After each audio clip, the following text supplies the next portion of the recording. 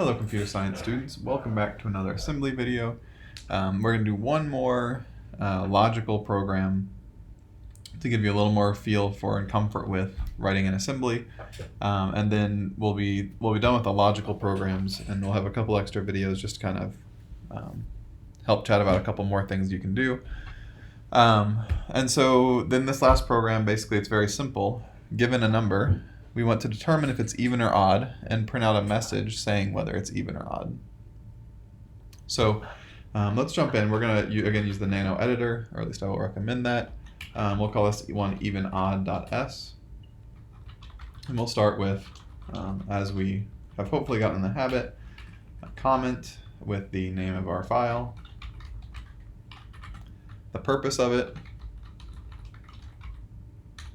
print message indicating whether number is even or odd, and then our name.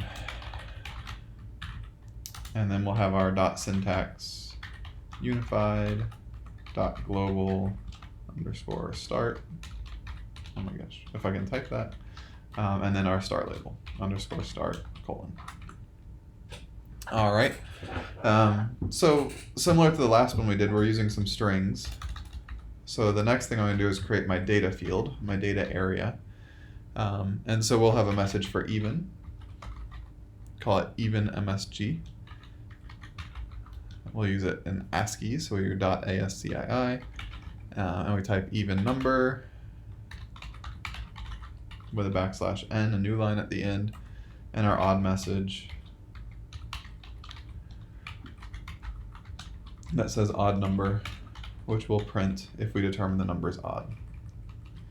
So these will be our two messages. We will pre-record them as our potential outputs here, and then say whether it's even or odd. All right, so what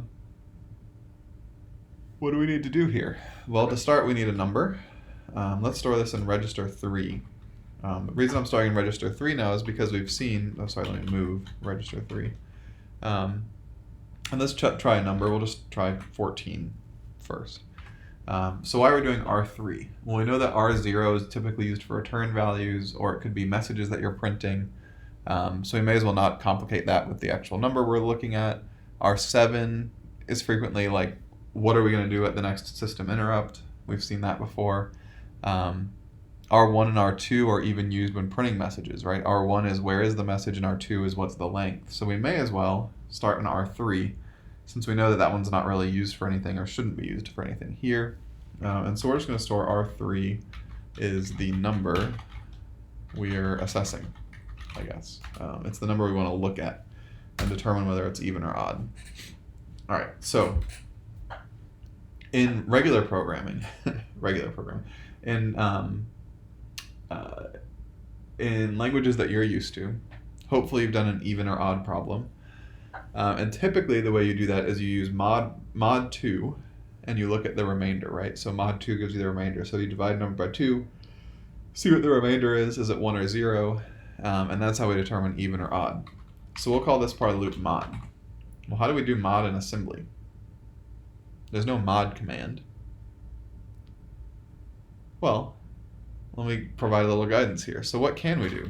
There is an AND command. This is bitwise AND. Right, we've talked about, you've programmed bitwise AND and logically.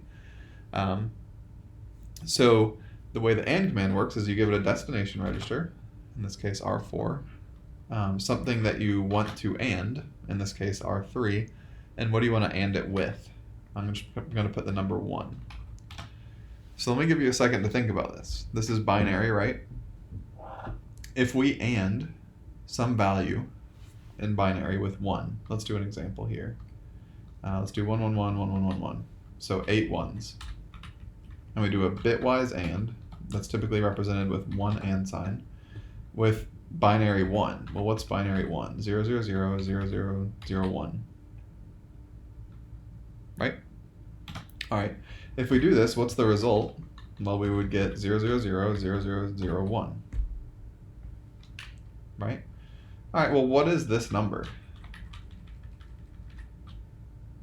Well, we don't even really have to know what the number is. The least significant bit is like adding a 1, right? Then we add 2, 4, 8, 16, 32, 64, 128. So we could add 128, 64, 32, 16, 8, 4, 2. But what's something that's in common between all powers of 2? They're all even. Which one bit in this whole string could make something odd? That's the last bit.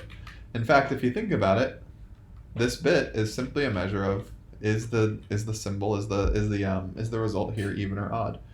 So it's kind of a fun thing with binary. That just happens to work out because base 2 means that everything is even, because 2, if it's divisible by 2, it's an even number, and we're doing powers of 2. So the only power of 2 that's odd is 2 to the 0. And so this last bit determines whether a number is even or odd. I know that this number would be even, and if I AND it with 1, I get 0. If the number is odd and I AND it with 1, I get 1. So it turns out that just ANDing with 1 is essentially a mod 2. So to summarize, this is R4 equals R3, bitwise ANDed with a hex 0, 1. Or it would even work in decimal 1. So we compare R4 to 1. So is R4 a 1 or a 0? That's all that's possible once you've ANDed with hex 1. Right? So 0, 0, 0, 0, 0, 1. The only bit that matters is the last one. Everything else gets taken out. And so if the result is a 1, then the result is odd. If it's 0, then it's even. Okay? So what we're going to do is have two different cases, two different labels to handle this. If we compare R4 with 1 and it's equal, then that means we're going to go to our odd label. And then we need to have below here an even label that we can fall through to if it's not odd. So we're going to have an even label and an odd label. All right, if it's even, we want to print the even message to the screen. If it's odd, we want to print the odd message to the screen. So even, we need to move into R2 the length of the string. What is the length of our even string? 1, 2, 3, 4, 5, 6, 7, 8, 9, 10, 11, 12. The \n, by the way, counts as one character for string length. It's an escape character, so it really is one special character, which is why the length is 12 here. We're then going to load from into register 1, which is the message we're going to print out, our even message. And then if we don't put a branch here, we would fall through to odd and print our odd message. So we need to make sure we have a branch always to our exit. Or actually, really, it should be write, because we're going to write and then exit. So let's do write. Okay? So we're going to always branch to our right. That way we don't keep falling through our code into the odd label here. In the odd label, we're going to move into R2 the value 11, right? If even number is 12 letters long, then odd number is 11 letters long. So if we get an odd number, the message will be 11 letters.